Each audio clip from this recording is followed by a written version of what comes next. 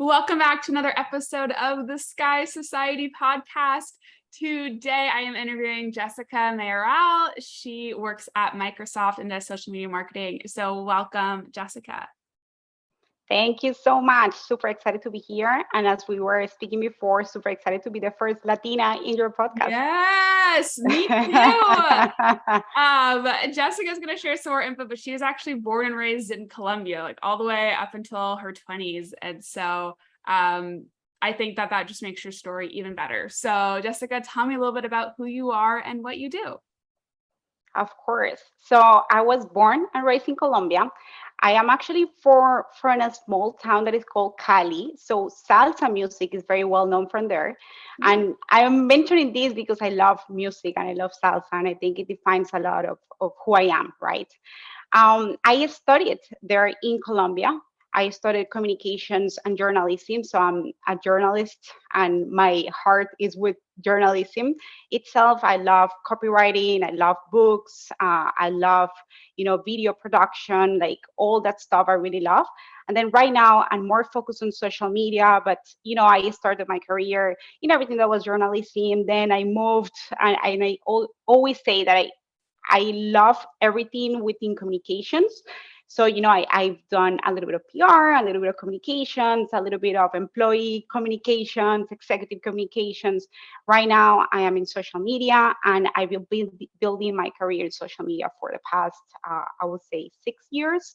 I recently started my journey at Microsoft. I was before working for Microsoft as a vendor, but right now I'm working internally for them. I think it's been 8 months. So I'm very excited. I'm also Libra. So I like to say that because I think it also defines who I am. Yes. And I love sports. We were mentioning this before. I love everything that has to be with, challenging yourself, your body, your mind. So I do sports. I do CrossFit, which is like my passion, but I also do yoga, meditation, kickboxing, whatever it's sports related, I love. So that's a little bit of me. I love that. And you are in Miami, yes? Are you in Florida? I am in Miami. Yes. I am in Florida. So I'm actually like in Cali. The weather is very similar to here. So I love it. I need the tropical weather. And I was going to say too, and if you like salsa dancing, is there any like Colombian culture in Miami too, or not so much? It is. I mean, in Miami, it's a little, Latin America country, let's say. Yeah. Because it's a little bit of everything, right? So yes, and actually here there are a lot of places. I don't do it that much, being honest, going out and dance salsa, but there are a lot of places, and I have some friends that they go out and dance salsa, and the community is very, very big. That's awesome. So actually, if you come here, you need to speak Spanish. I know.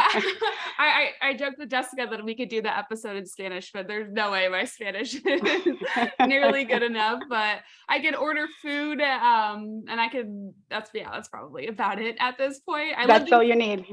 I lived in Spain for like 6 months, in college, and I got really good, but once you come back and you don't use it, like I just forgot all of it. I know. But if you come to Miami, even for vacation, you're going to practice Spanish. So you need to come to Miami so you can practice again. Yes. And salsa dancing. That would be something else. I've done a couple lessons. So it's super, super fun. I like too that there's actually there's like the pattern or the rhythm to it instead of just like normal dancing here when you go to like the clubs in America. It's just like, I don't even know what it is. Salsa is very No, beautiful. It's different. Yeah. And I think it's very interesting that you go to different countries in Latin America and every country dances salsa different. So, we dance salsa in a way, but if you go to Puerto Rico, people dance salsa in a different way. And a funny story is that I went to Puerto Rico, I went to dance salsa, and I was all lost. I'm like, how do you dance? Because the partner was dancing differently from Puerto Rico. So it's very interesting that depending on the country, the way that we dance salsa is different. That's so cool. Wow. Well, one of the other things I like talking about a little bit of your personal interests before we go into your amazing career in marketing. But the other thing I want to touch on really quick is this sports and fitness piece. I think that sometimes our personal passions and interests can translate over really well into our career and, what we do to be successful in life. So is there any parallels between like how you approach fitness that kind of translates into your work life or your career? 100%. So I do CrossFit because I am super competitive in a good way, you know, but I like to challenge myself a lot. And I think, for example, in CrossFit, you challenge yourself a lot. And that translates to my work, right? I like to find the solution to different problems. I like to be competitive. I like to be better and challenge myself to be better. So I think that's why sports are super important for me. I think discipline as well, like I have my routine. I know what time I'm going to CrossFit. I know what I like, and I think that's very important. And I think for me, which is very important and translates as well in a indirect form to everything that I do at work, is that doing sports for me is a way to release anxiety, to give a me time or have a me time, and to listen to myself as well. When you do yoga or even you do CrossFit or kickboxing, you're kind of like there with yourself, listening to yourself, seeing how you move, and being there. So I think that translates super well to everything that I do at work, because I work out very early in the morning. So I wake up, I go and work out, and then I come home and I work from home. So I, open my computer. I'm super motivated. All my anxiety is gone. Like I feel very, like empowered and like strong to start the day. And I think all that mindfulness that I feel when I'm, doing sports translates to everything that I do at work. When I'm stressed, when I'm, anxious, I like go back to, let's say, yoga and my, breathing techniques, and those things in a way, indirect or direct, connect to everything that we do in our work Yeah. life. So yes. I 100% agree. I recently started working out in the mornings too. I have a workout class I go to almost every day at 7:20 a.m. And it feels so good when I come back. I work from home Yep. too, but I come back to my apartment at 8, at 8:30, I shower, and before 9, I feel so accomplished. So even if everything that day goes awful, I got in that workout and I feel really good. And I have that one accomplishment that I get to hold on throughout the rest of my day. And it's made such a difference. I love it. 100%. I think that's why I work out in the morning. I like to say that I like to wake up to do something for me. And I know Yeah. working for a company is doing something for me as well, because it's my career, but doing something to get better at something that it's going to last, forever in my mind, in my body. So I actually love it.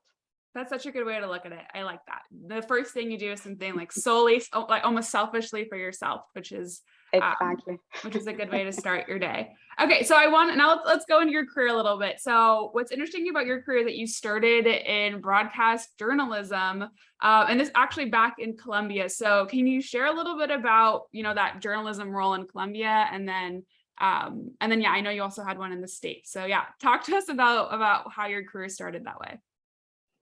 Yeah, I think it's funny because I think everything goes back to when I was in high school, because I had no idea what I wanted to do. I just knew I was good at reading and writing. That was the only thing that I was good, and I was good at speaking and talking to people in Spanish. So I love that. Um, and when I knew I had to go to college, I had no idea what I wanted to do. Then I ended up in journalism, and first day at class and first month, I was like, what the hell am I doing here? I was so afraid, and I didn't know I was good at it. I was there and I was so afraid that maybe I, chose the wrong career path, that everything was going to go bad. Um, but then I realized that I was good at it. And then realizing that I was good at it, I was networking a little bit more, talking more to the professors. I was like the nerd of the class, but because I really felt passionate about it. I really enjoyed the classes. I was first line, asking all the questions. I feel like everybody hated me around, but I really enjoy. And I think people around me saw that. So very, very early when I was in college, I got lots of opportunities to start working. So I think I was in college in 1 year, And I got an opportunity to start like covering some events, to doing some like copy for newspapers, or like some of the work that I was doing was being published in some newspapers that my like my professors were working on those local newspapers. I was able to work for a local television program as well. So very early I started working in journalism, and I love it. And it was not like a, let's say, a real job, but it was a real job. I was doing a little bit of everything. And then I moved to the States with this idea that I wanted to be in Telemundo, that I wanted to be doing, reporting there. I really love journalism, especially like broadcasting. And then, long story short, my English wasn't perfect. You needed to have English to go to Telemundo because they work with NBC. That that made me think as well how much we need to develop certain skills that sometimes we think we don't. But when I moved to the Mhm. States, I knew I needed to work on that. And then I think at that point I realized that maybe I needed to first, of course, work on all the skills that I didn't have, and more importantly, be open to opportunities. Because at the time I was only looking to get into Telemundo when I came here, and my mind was so focused on that. When I was rejected to work for them, I felt so bad, and I wasn't even looking on all the opportunities that I have ahead of me, right? So I think at that point I just analyzed myself. I love writing, I love books, I love communicating to people. What else could I do?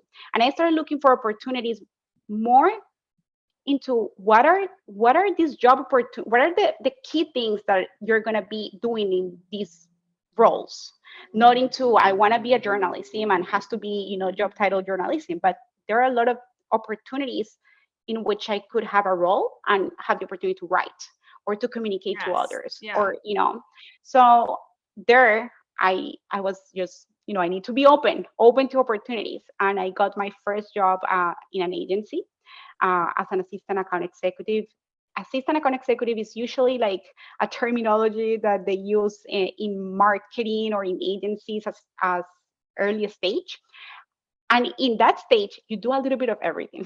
you know depends of the agency, but you could be doing PR, you could be communicating with clients, you could be doing social media. In my case, I was doing social media, but I was handling different clients. I was communicating with different type of clients. I was working at the time, for example, for MasterCard. I had the opportunity to work for Clorox. I had the opportunity to work with a big amount and diverse clients, which was great. But I was also able to do a lot of things because I was in a very early stage of my career, and I was very Mhm. eager to learn. That I was, okay, this is my job title, right? This is my skills, or this is what I need to do. But I always asking my bosses, do you need help with anything? Can I help you with this? So I Yeah. was always super involved, and that's why I got into agency, into marketing, more into social media. And I built my career from there. I was account executive in the same agency. I want to dive into what you did Yeah. there too, but you did so many great things and just what you just said. So I want to touch it and highlight on a couple of the things. So first is I want to say you got rejected from your quote unquote dream job. And Yeah. I think that's such an important thing to share because a lot of us can resonate with what that feels like. And as you made a really good point about how you were so focused on the company that you weren't even looking at other opportunities that would have been a good fit for you. And this is such a big mistake that I see people make is I only want to work in beauty, or I only want to work at a certain company. I only want to do this. And that tunnel vision can hinder you from having other opportunities that could be really great for your career. So that is just one thing I want to highlight on because I think that's awesome. You didn't give up, you kept going, and you found something that was really great. And then the second thing I want to touch on is you mentioned that you didn't get that job because you didn't have great English skills. What advice would you give to someone who's, maybe that is from another place other than the United States and feels like they're struggling in the interview process because their English isn't as strong as they think it should be? I think you need to be who you are. And I think that was my main mistake. Um, so that's number one. Number two, you need to study.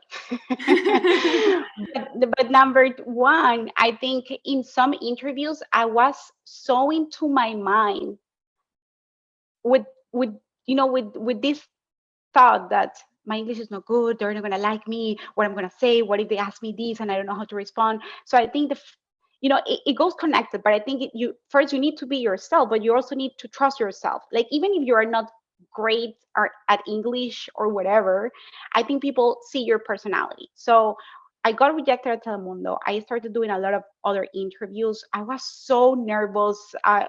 That I made so many mistakes because in those interviews I was not listening to the interviewer. I was just thinking of how I'm gonna Ah, respond, how I'm gonna good point. respond. Yes, yes.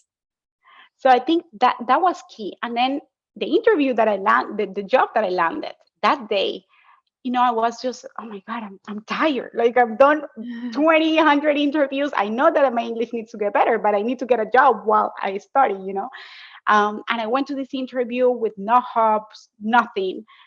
I was myself. 100%. I listened, I had fun, I said maybe things in English that didn't make sense, but I was me. And couple of years forward, I still have an amazing relationship with the person that gave me my first opportunity. He was actually my mentor, and I really love him and appreciate everything that he did for me. And he said in the interview that he knew that my English was not perfect, but he knew that was something that I could work on. But he saw in me that passion and that motivation, and that's why he decided to give me the opportunity. So I think if people see that in yourself, they're gonna give you the opportunity. Because I mean, we divide skills. We have soft skills and hard skills. Hard skills are very easy to learn. Let's say you can study, you can, but soft skills go more into who you are as a person, Mhm. as a human being. It's everything that is your, the way that you treat others, the way that you are.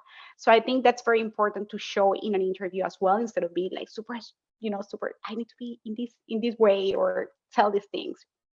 Yes, that is amazing advice. Just being who you are, I think probably is a lot harder than it sounds when you just like give that, when you can just say, yeah, be who you are. But when we're in interviews, we put up a facade of this professional person that we're supposed to be in order to fit the job description. And so hopefully that can give some comfort to people who are struggling with the interview nerves, because I know that's a big thing that everyone faces, especially when you're fresh out of college and you just want to get hired so badly. I know, but I think people see your passion. If you, Yeah. I think if you are yourself, people can see your passion. So be you, and work on that self confidence. I know it's hard. It's easy to say, hard to work Yes. on, but it works. Okay, so now I want to go back to your agency positions. And so yeah, that first job that you had, you were at the Access agency, and you had this agency role. And the benefit of working at an agency is that you do get to work with so many different companies. And so you spent the next 6 years at different agencies. So you were at the Access agency, then you went to Edelman, and then Oliver. What are some of the biggest things you learned during that time? Oh my God, so many. And I'm being honest, I'm so grateful that I had the opportunity to work with these agencies before going to a big corporation. Because I really hope everyone gets in that is interested in marketing can have that agency perspective.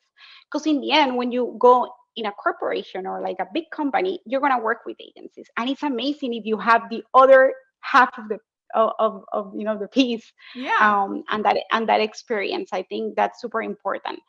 I think being able to adapt quickly was one of the things that I learned the most. I'm gonna say in agency life, it's not easy depending on the agency, but sometimes it's not easy because they have, in so many cases, too many clients, and then you have to multitask and be able to manage one, two, three, four clients at the same time.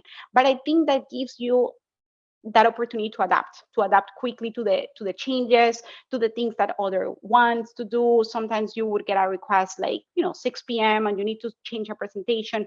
The way that you adapt and handle difficult situations, I think it's great.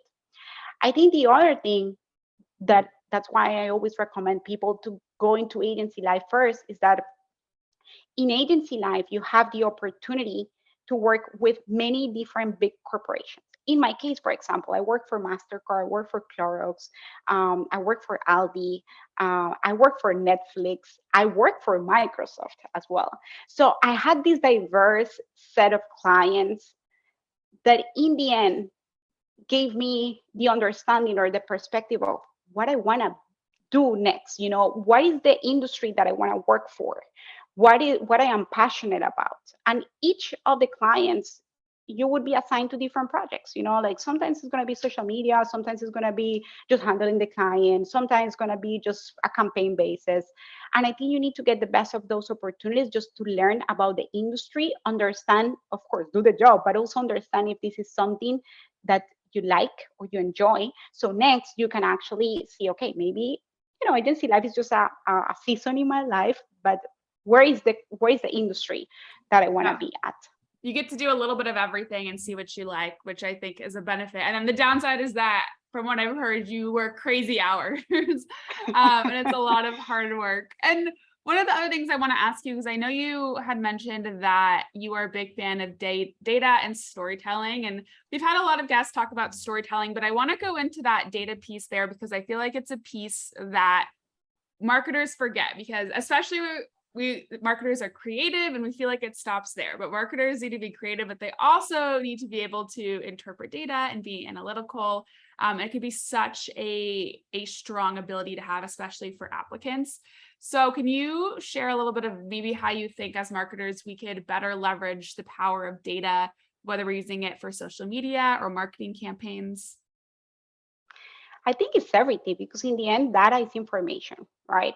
And then right now we have so much information. No matter if you work in B2B marketing, in B2C marketing, you can read from what's happening around you, and there is data everywhere. So I think everything that we do should start from there, because yes, we are super creative, we have a lot of ideas, but if we don't have anybody to consume that idea, I mean, it doesn't make any sense. So that's why going into the research, into the data first, it's very important. I do a lot in social media because it's what I that's my expertise. And then what we do always is that, I mean, you work in social media, you receive immediate feedback from whatever you're doing from your clients. So anytime you post something, anytime you put a campaign, anytime you put a video, you're actually getting instant feedback. Are they liking it? They're not liking it. And that data help us to first optimize whatever we are doing. So if we are doing something and then we're receiving a lot of comments on that something, that help us to optimize the campaign in many ways, maybe in the messaging, maybe in the target audience, in many things. But that also give us feedback for what we're going to do next, right? So that's number one, when you create something and put it out there. But then number two is that I think right now, with many social media channels that we have open, there is a lot of influencers or advocates out there that you don't know.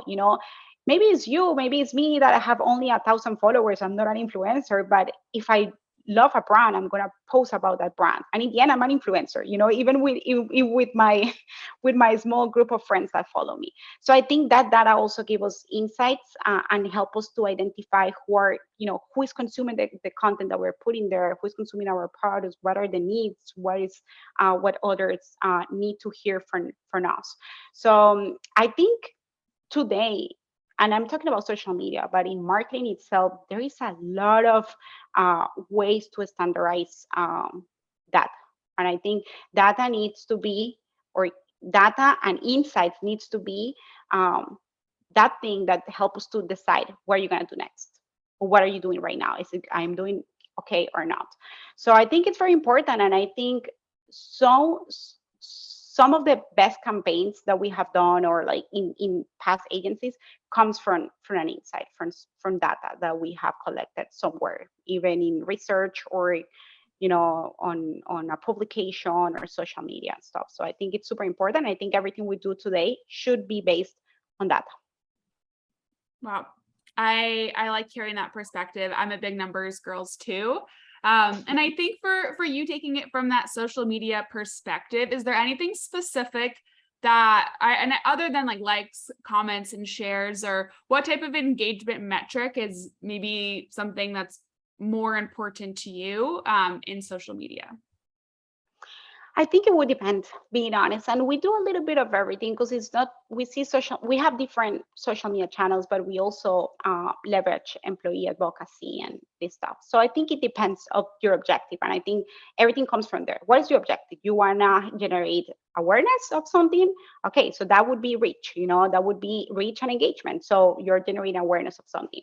You want something to watch a video because you really want people to watch, what you're creating. Okay, I would see, how much of the video or the retention of the video was the percentage of retention.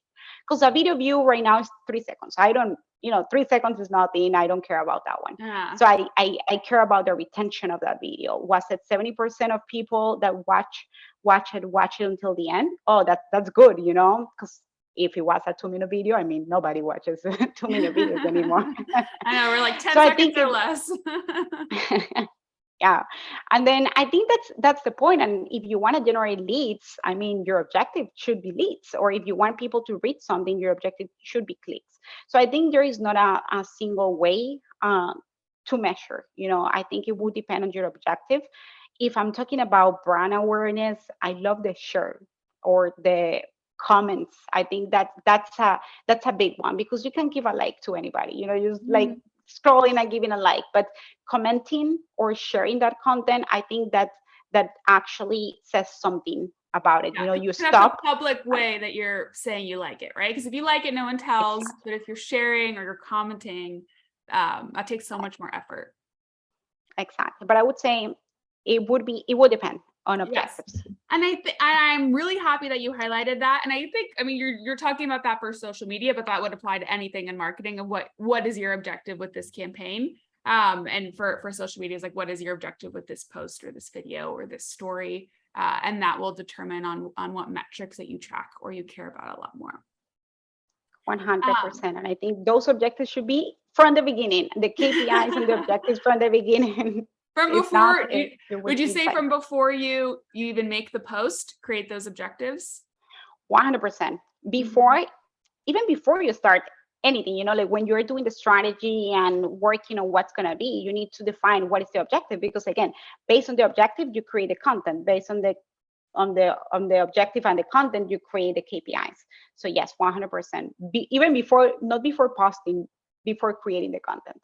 Wow, even before creating it. Love it. Yes, data first from the very, very beginning. 100%. Okay, so now I want to get into your current role. So you are now the marketing communications manager for digital and social at Microsoft. That is an awesome job. Congratulations. I know you've been there almost a year now. So tell me about actually, I want to go into what a day in your life looks like, but before you had mentioned that I think at Oliver, Microsoft was one of your clients. Yes? Yes. So can you talk about maybe how that helped you get this job? So actually, it goes back, because when I was in Edelman, Microsoft was my first client when it was in Edelman. And then from Edelman, Oliver was, let's say, it's an agency that focuses on creating in-house agencies. So they were creating a group of people to work as Microsoft internal agency, let's say, just only for them. So when I was at Edelman, I got a call for an interview on this process within Oliver. And then, I got hired, and Oliver is the in-house agency for Microsoft, meaning Oliver has, many, they dedicate on creating in-house agencies. In this case was my first role at Oliver, that I was able to work for one single client in-house. Like I had access to everything, Wow. So I was in-house for Microsoft, and I worked for Microsoft there in Oliver, for the past for 3 years. So wow. And then now you're at all Microsoft. Yes. Okay. Yeah. So Microsoft works with a variety of agencies, but in Latin America, because I work in Miami, but it's everything Latin America. They have Oliver as an in-house agency, and of course, because I had this job at Oliver, I was able to get this job at Microsoft. But it's not the only way you can get it. It's just like, let's say that it was, I don't want to say easier because it wasn't easier, but it was more convenient because I knew Microsoft. And I want to highlight it because I feel like sometimes you never know where an opportunity will take you, right? Like you were just trying your hardest from grinding at your career, and that's what gave you an opportunity to be in. I always like to say you create opportunities for luck. Not that that happened from luck, but like you worked really hard to create an opportunity where you in a position to be like more, to easier, not easy, I guess, I'm avoiding the word easy, but to be able to seamlessly transition into working at Microsoft. Yeah, and it go back to Edelman because when I was at Edelman, I participated in an event in which Microsoft was, I mean, they were my clients, so we organized an event and we invited a speaker from Microsoft. And this guy talked about the company like, like Disney World. Like it was amazing the way that he described Microsoft. So being at Edelman, I'm like, wow, I want to work for a company like that. Yeah. And then out of the blue, somebody called me from Oliver, and then inside of Oliver, I was working for Microsoft. Um, and then I got the opportunity to actually be in the Microsoft side. So, it was just like I followed the path and the path Yeah. got me It's been here. years in the making. That's Yeah, but I'm amazing. very happy. So yeah, tell me a little bit about what a day in your life looks like in your role at Microsoft. Awesome. So every day is different. I'm going to start from that. But just to give you a perspective on my role. So I'm digital and social media manager. I work under the head of social media and digital for Latin America. So our digital team is only two, so only the two of us. It's very interesting because we manage the whole Latin America, all the countries, including Brazil. So it's all the countries and then two languages, Spanish and Portuguese. My day, I mean, my role is divided into digital. Everything that is digital is more focused on website, but then website not only in the in the content or in the storytelling, is more in the compliance side, making sure that everything is very compliant, that everything is very accessible to anybody, no matter who you are and where you are in the world. So we have basic standards. So I make sure that those standards are there whenever somebody needs to create a website. So that's one of the first things. So I work as an ally of many teams on developing websites. And in that role, I work with some developers. So it's very interesting because I've been learning a lot about development and techie Really? things, which is super interesting because I like it. Yeah, that's So awesome. super interested. And then the second part, which is the one that consumes more of my time, is divided into different buckets. So one is everything that is social media for the brand. So we manage more than 28 accounts across Oh, all wow. social media handles, social media channels. So we have 28 plus accounts for different countries, for different audiences. So we manage with, and I say we because I'm talking about me and my boss, everything that is the strategy of the things and the content that we have in a yearly basis. And then of course we manage the agency as well, making sure that approving the content, that the content is making sense, that we are having the right reports, that we're looking right at the data. And on that end, I loved everything that is simplification of processes. So big part of my role is how we simplify things that the agency is doing so we can do less, but that is better for the audiences. So less content, better performance. So that's one of the things that I do. Then we also have podcast, which is Oh very my gosh, it interesting. keeps going. Yeah. So we have a podcast in Spanish, a podcast in Portuguese. We developed everything that is, like the content strategy. We invite people. We have, some hosts, but I'm like behind, the content creation or like the direction of what's going to be the different contents that we need to cover within our podcast. That covers a little bit of leadership and a little bit of like brand itself and solutions that we have.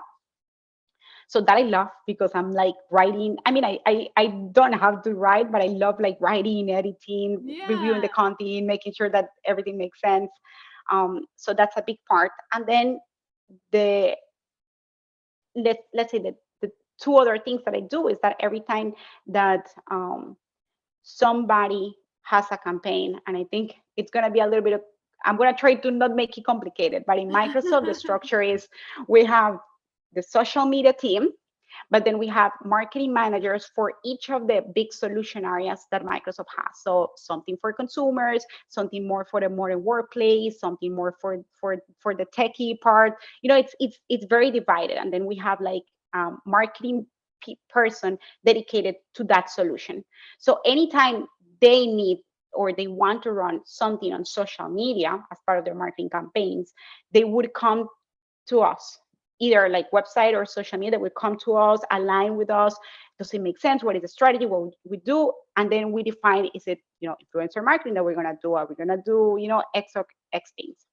So that's another bucket. And the last bucket is that we do employee advocacy. So we create, some like internal campaigns and content to generate like that advocacy for employees to share, on social, on their profiles, everything that we are doing, the events, the brand content that we are creating. So that's another part of the bucket. So my How are day to day, you carrying all these buckets? No, I have an amazing agency, which is Oliver, that help us.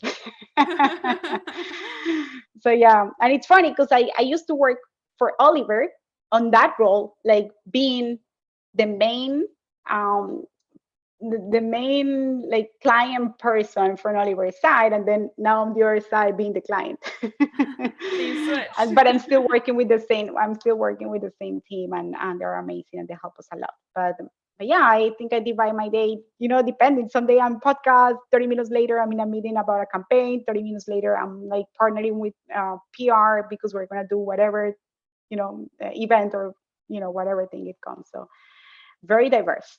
Yes. And I love it.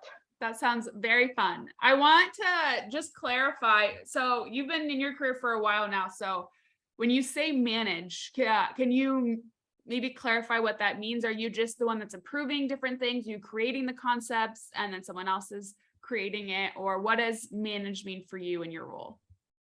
You could use social media, for example. Like, what does it mean to manage the social media?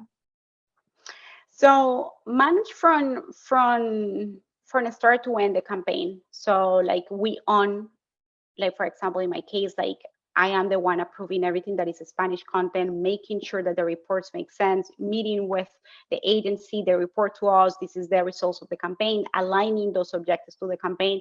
So I am more into managing what the agency is doing and, being hands-on on the strategy, on how we make better the processes. If something is not working, connecting with different teams and different dots so things work.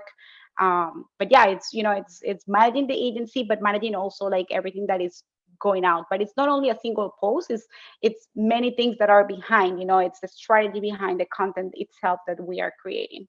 Yeah, so you're very high level, that your strategy, you're overseeing everything.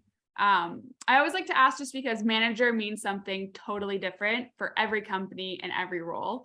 And so you being social media manager, in a sense, is very different from, someone working in-house or someone doing something else. But that is definitely a lot of buckets, and a lot of things that you do. So that's incredible. Yeah, but I love it. And I think if you think about it, it goes back to my experience. I love that I had that experience in television. I actually, when I was in college, had the experience to work in a radio station of my college. So, like I had a little bit of experience, and then sometimes you think that to get to a certain position, you need to follow like, a straightforward path. But then in the end, you kind of deviate a little bit, but it's going to the same path, and in the end you're having a better experience. So I do feel grateful for the little experience that I had, that maybe were like here, not moving maybe vertical, but moving horizontally to many things, to the point that I got to where I wanted to be. Yeah, I feel like looking back in hindsight, it all makes sense how you got here. But I'm sure when you're just at the beginning and you're just not, nothing makes sense. You don't know, is this where I'm supposed to be? But then it's nice now you can look back and be like, yes, all of those experiences, everything led me to here where I am, and I'm happy and where I'm supposed to be. Yeah, 100%. Everything has a reason. Yes. we don't know what the reason is gonna be, but there is a reason. The last question I want to end with is, What advice would you give to a woman who wants to be in your shoes now, or who wants to hold a job like that you have? I think my first advice would be open. Be open to opportunities, be open to experience, like don't close yourself to a one single thing that you need to do and you want to do, yeah, be clear on what you want to do, but more than anything, be clear on what are you good at, what do you like, what do you enjoy, what you don't like, what would you never do. And I think if you're clear on those particular things, you would be able to play around with different positions to get you to another position or the position that you want to be in 2 5 years. If you don't know, that's fine. You just need to know right now what are the things that you like and what are the things that you are able to do for a certain period of time every single day.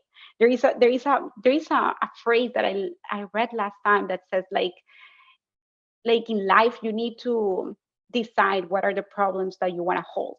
And that's true, like think of what are the problems that you want to solve in your daily life, because in the end, like your career, you're not going to avoid problems are going to be there, but what are those problems that you want to solve?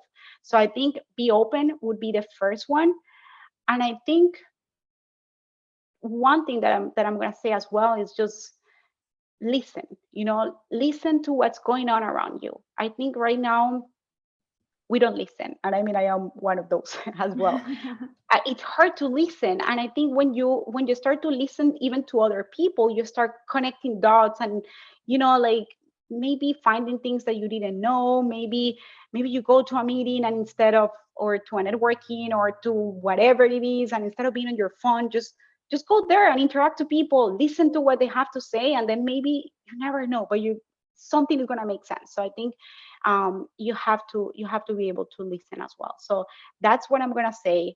And then just work on the things and keep developing the things that you're good at, but also make sure that you work on the things that you're not good at. And I think it's very important, if especially if you know or kind of know where you want to be in some years, look at those positions, the description of those positions. What do you need to be there? Maybe you need presentation skills, so go to Toastmasters and start working on presentation skills today. So when you get to that position, you already are ready to present, to do things. So I think just finding the things that are needed for certain positions are going to be also important to keep developing yourself while you get to that position. Wow, that's beautiful. Thank you, Jessica. That is an amazing way to end this already great episode. So thank you for taking the time to share your story and some advice. I'm so glad that I got to have you on the podcast. Of course. Thank you so much. I'm super excited, super excited. So thank you for the time.